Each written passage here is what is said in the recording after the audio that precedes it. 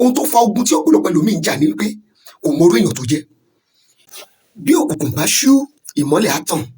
Gbogbo ẹ̀yin ọmọ omi tó ń lo ìràwọ̀ omi, ẹ súnmọ́ bí ọ̀rọ̀ náà kàn yín báyìí. Ṣé rí, ó dára kí ènìyàn kó mọ àṣírí tó so papọ̀ mọ́ ayé rẹ̀. Òun ló máa dín wàhálà rẹ̀ kù. Òun ló máa jẹ́ kó mọ orú èèyàn tí òun jẹ́. Gbogbo ọmọ omi tó ń lo ìràwọ̀ omi, ó jẹ́ mọ̀ wípé ẹ ò lè wọ nǹkan dúdú o, ẹ dẹ̀ lè wọ nǹkan pupa. Kí nìdí? Ìdí ni wípé funfun báláwo ni yín. Wo, tẹ́ ẹ bá wọ nǹkan dúdú àbí nǹkan pupa, nǹkan ò ní lọ dáadáa. Ènìyàn máa bínú òdòdì. Ṣé rí, gbogbo ọmọ omi tó ń lo ìràwọ̀ omi, ògo ń bẹ lára yín, ṣùgbọ́n ẹ ò lè fẹ́ ẹni tó ń lo ìràwọ̀ iná.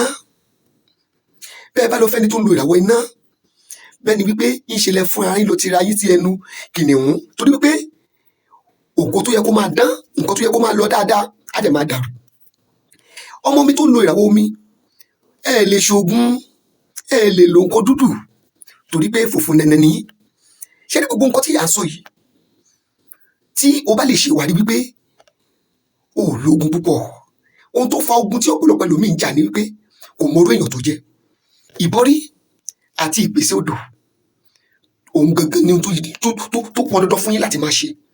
Gbogbo ọmọ mi tó ń lo ìràwọ̀ omi, ẹ gbọ́dọ̀ máa wọṣọ funfun, ẹ gbọ́dọ̀ máa ṣàánú. Bó tilẹ̀ jẹ́ wípé ìbínú òun gangan ni olórí ogun yín, ṣùgbọ́n ẹ má sá fún ìbínú lẹ́ẹ̀kankan. Ohun tó dẹ̀ máa ń fa ìbínú yín ni wípé tí ẹ bá ti ń dàpọ̀ mọ́ ìràwọ̀ tó lọ papọ̀ mọ́ ti yín, àbí tẹ́ bá ti ń jẹ ẹ̀wọ̀ ìràwọ̀ yín, lára ẹ̀wọ̀ ìràwọ̀ yín ni kẹ́ máa sùn ní òkùnkùn, lára ẹ̀wọ̀ ìràwọ̀ yín ni kẹ́ máa sùn láì wọṣọ, lára ẹ̀wọ̀ ìràwọ̀ yín ni kí ẹ máa jẹja odò èyí tá a mọ̀ sí catfish. Nọ́mbà mi kò yípo padà 08054353629.